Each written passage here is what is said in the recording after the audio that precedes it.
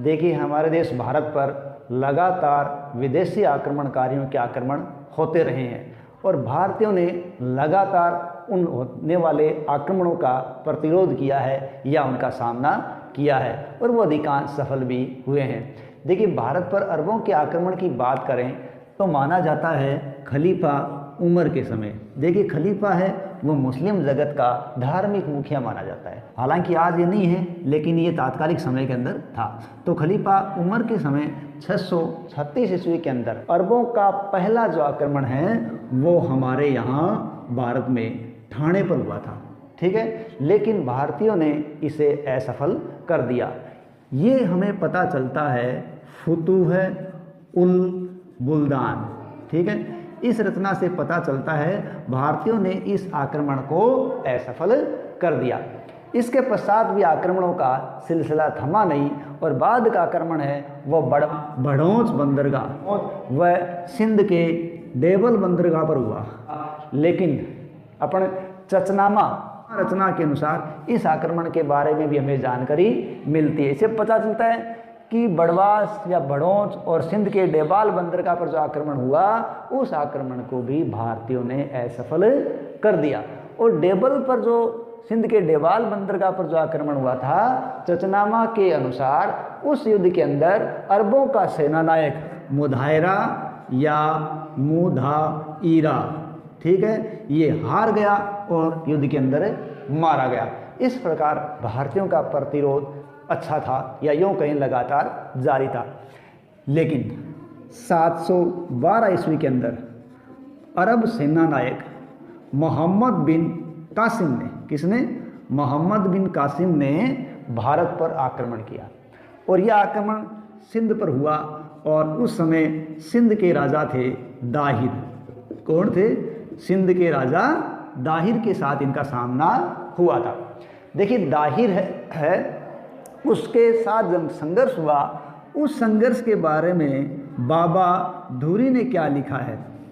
उन्होंने लिखा है कि ये बहुत ही भयंकर संघर्ष था, ठीक है, जैसा संघर्ष जैसा न देखा और न सुना, यानी भयंकर संघर्ष हुआ। इस संघर्ष के बारे में कहते हैं पहले ऐसा संघर्ष ना देखा न सुना। ये किसने लिखा है? ये बाबा धूरी ने लिखा है, महा भयंकर संघर्ष।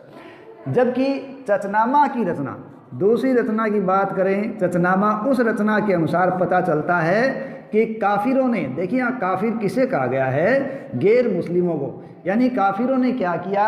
अरबों को चारों तरफ से घेर लिया, उनको बुरी तरीके से जकड़ लिया, ठीक है, लेकिन उनकी हार निश्चित थी, लेकिन उनकी किस्मत शायद अच्छी थी।